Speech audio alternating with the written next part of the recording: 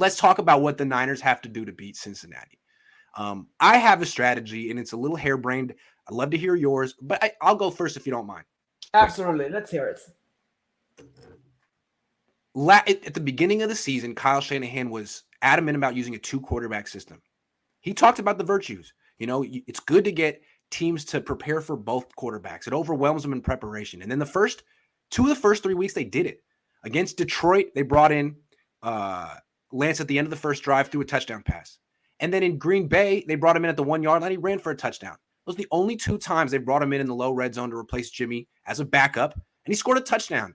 It seems to me that if all you're bringing to Cincinnati is Jimmy Garoppolo, JaMychal Hasty, George Kittle, and Brandon Ayuk, you're going to lose, just like you lost in Seattle. You need something extra in this particular game without Debo and perhaps Elijah Mitchell. If it goes down that way, what better time to bring in Trey Lance? I mean, they're not expecting it. They haven't played Trey Lance in weeks. The Bengals aren't expecting it. It could really give you a wrinkle that gives you a winning edge one time. It seems like, plus he's the future of your franchise anyway. Why the hell not? Anyway. I don't think it's that harebrained. If you think back to when Jimmy Garoppolo had his shootout with Drew Brees, yep, Taysom Hill still played. That's right. And there's a guy who's a first ballot Hall of Famer for his on-field production alone. So if that guy can put up with it, and he has a Super Bowl ring, and he doesn't just put up with it, he embraced that. I don't see why Jimmy Garoppolo, who's a pedestrian quarterback as by comparison, why we wouldn't just do it. And the thing is, dude, it's like, okay, so we're down Mostert and Mitchell. We're down Sermon.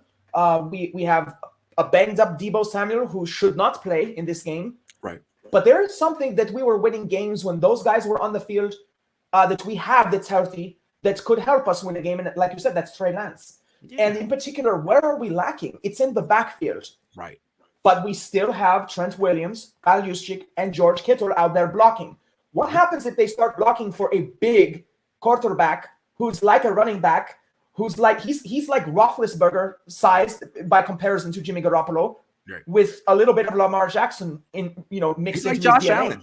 And we're not saying Right, running between the tackles, but like out on the perimeter, you have no one who's going to do that right now. Here's the thing: no corner, unless they are as sure-handed at tackling as K'Wan Williams, is really going to know what to do with Trey Lance. Right. If he gets out there, it's going to the second level, and the second level is a first down. So this is not a harebrained scheme. It's actually a no-brainer. It's necessary. I think so too. Especially, it's something you wanted to do coming into the season. It's something you dabbled with the first couple of weeks, and it's something that freaking worked. Last week, you just let the ship sink with Trey Lance on the sideline. You were right at the goal line, and instead of giving him one run at the 2, you threw to Sherfield twice. I mean, come on, man. In Navy terms, we're playing with A6s and F4s right now, and we have an F-35 brand new off the line sitting on the deck, and we won't fly it. I mean, like literally, he's a secret weapon, and the thing is too. It just would, even if he goes out there and flops on 3 carries, it's the wrinkle that it throws into the defense. You just don't, because remember, Kyle Shanahan, he's about this play, leading to this play. He's about sequential offensive play calling, and even if Lance is out there and doesn't do well, he still keeps the defense honest, and we have to keep them honest because right now they have no respect for Hasty or Hill. For better or worse, maybe Hasty goes out there and has a game, but they don't have respect. But they do for Juszczyk and Kittle and Ayuk. Those are their 3 targets in this game, as well as collapsing the pocket and pushing Jimmy Garoppolo. Yeah, all I'm saying is if Debo doesn't play and Elijah Mitchell doesn't play, the Niners are going to probably lose. And the only way that they're going to flip the scales in their favor is to do something unexpected. And this is it. I'm not saying bench Jimmy.